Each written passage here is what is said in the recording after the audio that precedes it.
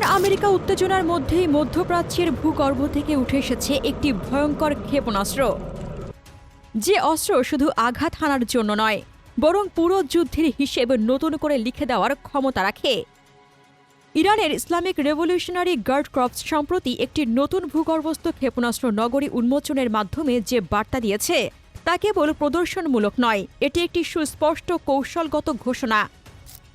এই উন্মোচনের কেন্দ্রে ছিল খোর্রামাশাহার ৪ ব্যালিস্টিক ক্ষেপণাস্ত্র, যার অপারেশনাল নাম খেইবার।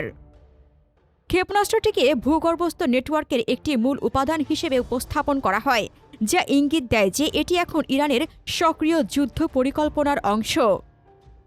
ইরানি গণমাধ্যম ও প্রতিরক্ষা বিশ্লেষকদের মতে খোর্রামাশাহার ৪কে শক্ত ভূগর্ভস্থ অবকাঠামোর মধ্যে স্থাপন করার অর্থ হল এটি আর কেবল একটি পরীক্ষামূলক বা প্রদর্শনী অস্ত্র নয়, এটি এখন একটি স্থায়ীভাবে স্থাপনযোগ্য, টিকে থাকার ক্ষমতা সম্পন্ন এবং উচ্চ প্রযুক্তি সম্পন্ন অপারেশনাল সম্পদে পরিণত হয়েছে। কৌশলগতভাবে এর মানে দাঁড়ায় এই ক্ষেপণাস্ত্র প্রথম আঘাত সহ্য করতে সক্ষম এবং দীর্ঘস্থায়ী সামরিক চাপের মধ্যেও দ্রুত প্রতিশোধমূলক হামলা চালাতে পারে। খোর্রামাশাহার ৪ ইরানের ভারী ব্যালিস্টিক ক্ষেপণাস্ত্র শ্রেণীর অন্তর্ভুক্ত। এর ঘোষিত অপারেশনাল রেঞ্জ প্রায় ২০০০ কিলোমিটার, যা মধ্যপ্রাচ্যের বিস্তৃত অঞ্চলকে এর আওতায় আনে। এই পরিসরের মধ্যে ইসরায়েল, মার্কিন ঘাঁটি ও আঞ্চলিক গুরুত্বপূর্ণ অবকাঠামো অন্তর্ভুক্ত। ক্ষেপণাস্ত্রটির অন্যতম বৈশিষ্ট্য এর উচ্চ ভর ওয়ারহেড, যা ইরানের ক্ষেপণাস্ত্র ভাণ্ডারের মধ্যে সবচেয়ে ভারীগুলোর একটি। গতি এই ক্ষেপণাস্ত্রের আরেকটি গুরুত্বপূর্ণ দিক। বিভিন্ন উড্ডয়ন পর্যায়ে খোর্রামাশাহার ৪ শব্দের গতির বহুগুণে পৌঁছাতে সক্ষম। এই উচ্চগতি ক্ষেপণাস্ত্র প্রতিরক্ষা ব্যবস্থার জন্য সতর্কতা ও প্রতিক্রিয়ার সময়কে নাটকীয়ভাবে কমিয়ে দেয়। আধুনিক ক্ষেপণাস্ত্র প্রতিরক্ষা ব্যবস্থা মূলত সময় ও ট্র্যাকিংয়ের উপর নির্ভরশীল, সেই সময়টি এই ক্ষেপণাস্ত্র সংকুচিত করে। খোর্রামাশাহার ৪ ক্ষেপণাস্ত্রকে শক্ত ভূগর্ভস্থ উৎক্ষেপণ প্ল্যাটফর্মের সঙ্গে একীভূত করার মাধ্যমে ইরান একটি সুস্পষ্ট ও হিসেবে কৌশলগত বার্তা দিয়েছে। দেশটির কাছে একটি নির্ভরযোগ্য ও টিকে থাকার মতো দ্বিতীয় আক্রমণের সক্ষমতা রয়েছে। এর অর্থ হল, কোনো সম্ভাব্য প্রথম আঘাত ইরানের ক্ষেপণাস্ত্র শক্তিকে সম্পূর্ণভাবে অকার্যকর করতে পারবে না। মার্কিন যুক্তরাষ্ট্র ইসরায়েলের সঙ্গে চলমান প্রকাশ্য ও গোপন নিরাপত্তা উত্তেজনার প্রেক্ষাপটে এই বার্তার গুরুত্ব বহুগুণ বেড়ে যায়। এটি ইরানের তথাকথিত সক্রিয় প্রতিরোধ মতবাদের একটি বাস্তব ও কার্যকর রূপ, যেখানে প্রতিরোধ মানে কেবল প্রতিক্রিয়া নয়, বরং আগাম প্রস্তুতি ও স্থায়িত্ব নিশ্চিত করা। বিশ্লেষকদের মতে এ ধরনের সামরিক উন্মোচন সাধারণত কূটনৈতিক চাপ, নিষেধাজ্ঞা বা রাজনৈতিক আলোচনার সময়ের সঙ্গে ইচ্ছাকৃতভাবে সামঞ্জস্যপূর্ণ হয়।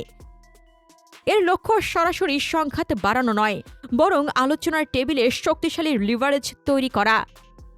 বার্তাটি স্পষ্ট, ইরান কোনো দুর্বল বা প্রতিরক্ষাহীন অবস্থান থেকে আলোচনা করছে না, বরং দেশটি এমন একটি সামরিক কাঠামোর উপর দাঁড়িয়ে আছে যা কোনো আক্রমণের সম্ভাব্য খরচকে উল্লেখযোগ্যভাবে বাড়িয়ে দেয় এবং প্রতিপক্ষকে সিদ্ধান্ত নেওয়ার আগে বারবার হিসেব করতে বাধ্য করে। ২৫ জুন ২০২৩ সালে প্রথম প্রকাশিত খোর্রামাশাহার ৪-এর দৈর্ঘ্য প্রায় ১৩ মিটার, ব্যাস প্রায় ১.৫ মিটার এবং মোট ওজন আনুমানিক ৩০ টন। এটি প্রায় ১৫০০ কিলোগ্রাম ওজনের একটি ওয়ারহেড বহন করতে সক্ষম, যার মধ্যে ১ টনেরও বেশি বিস্ফোরক থাকতে পারে। এই পরিমাণ বিস্ফোরক নির্ভুলভাবে আঘাত হানলে বড় সামরিক ও অবকাঠামোগত ক্ষতি সাধন করতে পারে। ক্ষেপণাস্ত্রটি উন্নত আরভান্দ ইঞ্জিন দ্বারা চালিত, যা হাইপারগোলিক তরল জ্বালানি ব্যবহার করে। এই ধরনের জ্বালানির সুবিধা হল দ্রুত অপারেশনাল প্রস্তুতি এবং কম জটিল লঞ্চ প্রক্রিয়া। একটি গুরুত্বপূর্ণ নকশাগত পরিবর্তন হল ইঞ্জিনটিকে জ্বালানি ট্যাঙ্কের ভেতরে স্থাপন করা। এতে কাঠামোগত স্থিতিশীলতা বাড়ে, ক্ষেপণাস্ত্রের সামরিক দৈর্ঘ্য কমে এবং কর্মক্ষমতা ও নির্ভুলতা উন্নত হয়। খোর্রামাশাহার ৪ বায়ুমণ্ডলের বাইরে ম্যাক ১৬ এবং বায়ুমণ্ডলের ভেতরে আনুমানিক ম্যাক ৮ গতিতে পৌঁছাতে পারে বলে দাবি করা হয়। এর মোট উড্ডয়ন সময় আনুমানিক ১০ থেকে ১২ মিনিট। এই স্বল্প সময় প্রতিরক্ষা ব্যবস্থার জন্য বড় চ্যালেঞ্জ তৈরি করে, কারণ ট্র্যাকিং, সিদ্ধান্ত গ্রহণ ও বাধা দেওয়ার সময় খুবই সীমিত থাকে। ক্ষেপণাস্ত্রটি 3টি উড্ডয়ন পর্যায়ে কাজ করে। প্রথম পর্যায়ে বুস্ট ও ট্রাজেক্টরি নির্ধারণ হয়। দ্বিতীয় বা মিড কোর্স পর্যায়ে ওয়ারহেড পৃথক হয় এবং সম্ভাব্য ব্যাঘাত সংশোধন করা হয়। তৃতীয় ও টার্মিনাল পর্যায়ে বায়ুমণ্ডলে পুনঃপ্রবেশ ঘটে, যেখানে নিয়ন্ত্রিত ঘূর্ণয়ন ও স্থিতিশীলতার মাধ্যমে নির্ভুলতা বজায় রাখা হয়। খোররাম-আশাহর 4 একটি ম্যানুভারেবল রি-এন্ট্রি ভেহিকল দিয়ে সজ্জিত। এতে মোট 8টি সহায়ক ইঞ্জিন রয়েছে, 4টি মনোভাব নিয়ন্ত্রণের জন্য এবং 4টি পার্শ্বীয় গতিপথ সংশোধনের জন্য।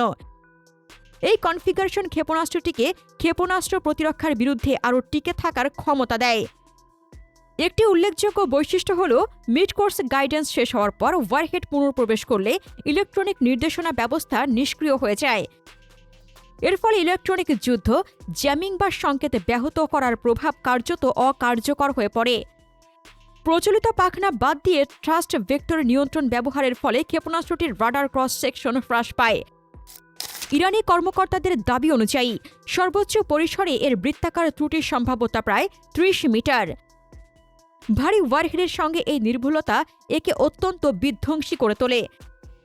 জ্বালানির স্থায়িত্ব বাড়ানোয় ক্ষেপণাস্ত্রটি দীর্ঘমেয়াদে সংরক্ষণযোগ্য এবং দ্রুত মোতায়েনযোগ্য। মোবাইল প্ল্যাটফর্ম থেকে উৎক্ষেপণের ক্ষেত্রে প্রস্তুতির সময় 15 মিনিটের কম বলে দাবি করা হয়।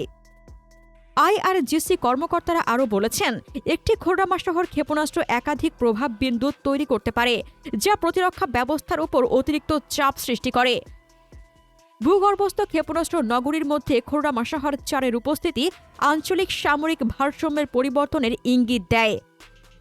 বড় ও ব্যয়বহুল প্ল্যাটফর্মগুলো যখন গতি, নির্ভুলতা ও গোপনীয়তার চ্যালেঞ্জের মুখে, তখন যুদ্ধের ভারসাম্য ধীরে ধীরে টিকে থাকার সক্ষমতা, দ্রুত প্রতিক্রিয়া ও অসম প্রতিরোধের দিকে সরে যাচ্ছে।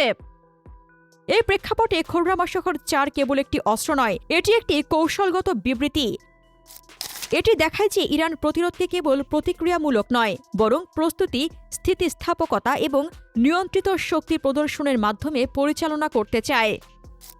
প্রিয় দর্শক, ইরানের এই মিসাইলকে আপনি কিভাবে দেখছেন এবং ইসরায়েল আমেরিকার জন্য এটা কতটা ভয়ঙ্কর হয়ে উঠতে পারে?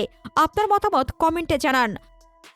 মধ্যপ্রাচ্য নিয়ে আরও জানতে আমাদের চ্যানেলটির ভিডিও ট্যাব থেকে ঘুরে আসুন।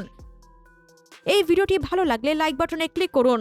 ভিডিওটি আপনার বন্ধুদের সাথে শেয়ার করে তাদেরকেও ভিডিওটি দেখার সুযোগ করে দিন। ধন্যবাদ।